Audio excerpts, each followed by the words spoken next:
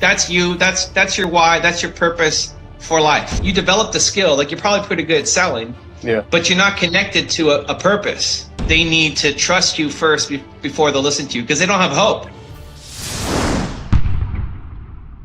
What's up, man? Going on? Come on, man. That's crazy. This is happening. This is real. How can I help? What do you got? I just trying to figure out what I really want to do. I know what I want to accomplish in life. I know I want to own a different business, but I just thought, working in sales will help me in terms of communication, working on my skills. So let's go through the process, man. Who, why, how? What's your one word most important core value? Trust. Trust. Okay, I like it. If it's not that, it's going to be close to that. So listen, if you're ever in an environment where you don't trust people, like, that's going to be toxic for you. You're not going to be able to handle it. You want to get out of that. Gotcha. Right? Great. Trust. What's the most painful moment of your life where you felt most worthless as a human? Repeating the same grade level when I was in elementary school. I don't know. Yeah. Okay. That's and what? Why was that so painful? What did it make you feel? It made me feel a little ashamed of myself because I didn't prepare myself to pass the next grade level. So. And that turned you into an achiever? Somewhat, yeah. It makes me drive harder. I mean, it keeps pushing me. So that marriage, those two things of trust and help. I mean, you're gonna love helping anybody who feels held back. Mm-hmm. You just will. Mm-hmm. If it's around trust or it's around helping somebody who's been held back in life, whether it's education or something else, somebody who feels held back and they're ashamed, but they feel they have more inside them, you're going to love helping that person. Okay. I appreciate that. Does it make sense? Yeah. And it doesn't only have to be in education. It could be anything else. Like somebody who feels ashamed of themselves, they feel stupid, they feel like they're being left behind. Mm-hmm. And then they talk to you and you help them. You give them a different mindset. You give them confidence. You give them a skill set. And then you see them overcome and start to win. That's going to fill you up. And it's got to be in a really trusting way. Like you'll do it because you'll build trust with them. Uh-huh. Gotcha. Because they're going to be, before they'll listen to you, they have to trust you because they feel like they're stupid. They feel like they're being left behind. The people around them tell them that they're stupid. And so they need to trust you first before they'll listen to you because they don't have hope because they feel like an idiot. Right. So you come in, you build trust, and then you show them a different path, and then you help them not be left behind, but then go crush it in a different industry, right? You help them learn. That's going to fill you up for life, by the way. Like that's you. That's your why. That's your purpose for life. Now, how do you do that? There's a lot of different hows now, but that's got to be the framework.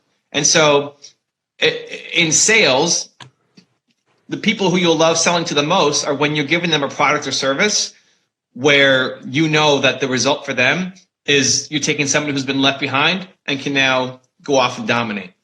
What do you sell right now? I sell cars.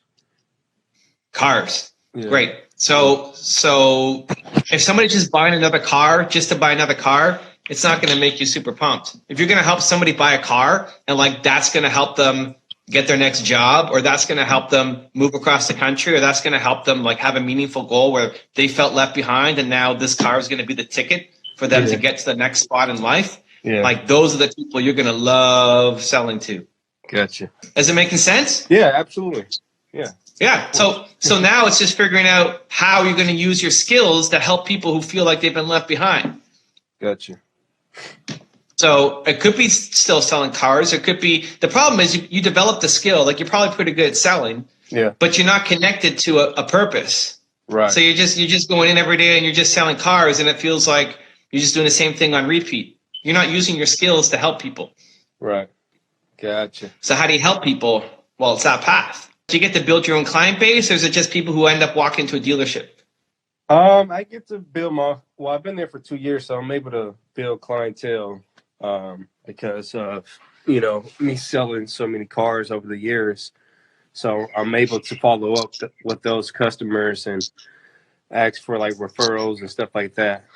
So what was your most enjoyable sale? Like which customer did you enjoy the most? Not necessarily make the most money from, but you enjoyed working with them the most.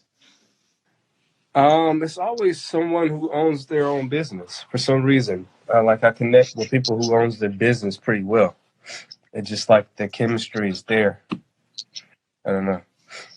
So and are they using? So anybody who has a business, I'm always like building a connection with them really well. And are they buying the car for business or just for personal use? Most of the people, yeah, they're buying a vehicle for their business. So yeah, I just connect with those people very well. And listen, even the entrepreneurs you work with, the ones that you'll love the most are the ones where they felt left behind and then to become an entrepreneur as a way to show the world what they're made of because they didn't cut it like in the school system or traditional jobs. Right. And so being an entrepreneur is their path.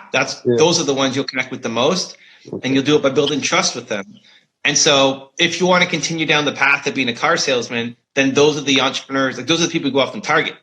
Mm-hmm. You're the guy who sells to entrepreneurs who have something to prove. Mm-hmm. And you can trust me. That's the brand that you build, and then you start only working with those entrepreneurs.